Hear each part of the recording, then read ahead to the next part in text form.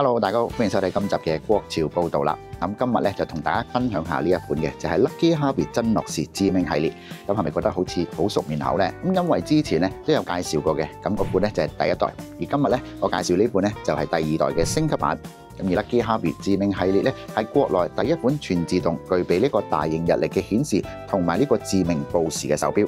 而今次嘅呢一款升級版咧，無論喺呢個外觀上邊啦，或者係個用料上邊，究竟有啲乜嘢唔同呢？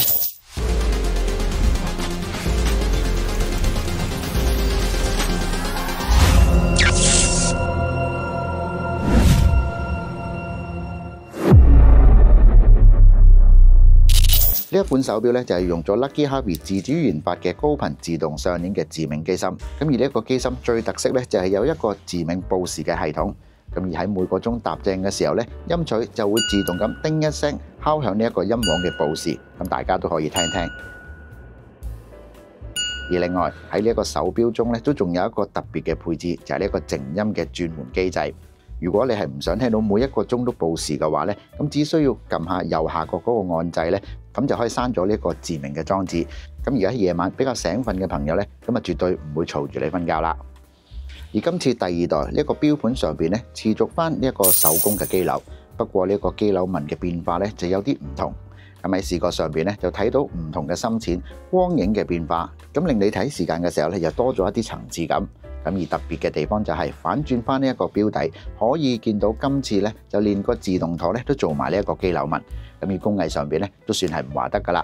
咁啊再睇翻呢一個錶盤，錶鏡就係用咗藍寶石水晶玻璃啊，而喺錶盤嘅12點位置就係一個 Big Day 大日曆嘅顯示窗，時分針就有呢一個夜光嘅塗層。咁喺8點位咧仲可以見到外露嘅一個致命裝置。咁除咗聽到之外，都仲可以睇到。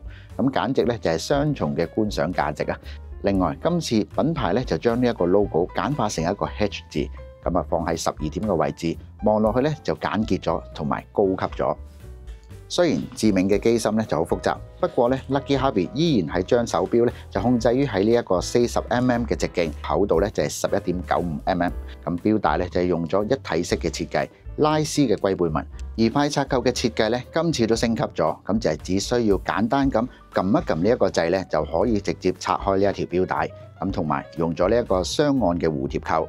上一代用咗精鋼，而今次第二代咧就用咗輕巧嘅5級鈦金屬做。嗱，咁原因咧就係想大家當你戴起呢隻手錶嘅時候咧，就感覺輕身之外咧，仲可以整體嘅觀感咧就高級咗。咁上一代就做咗呢一個物底啊，睇唔到個機芯。咁有時候咧，我哋戴自動手錶咧，睇唔到個底咧，硬係好似爭咗啲嘢咁樣。嗱，咁今次咧就做咗呢一個透底。咁朋友借隻手錶嚟睇啊，起碼我哋都多咗啲話題啦。咁仲可以觀賞到呢一個機鈕嘅自動舵。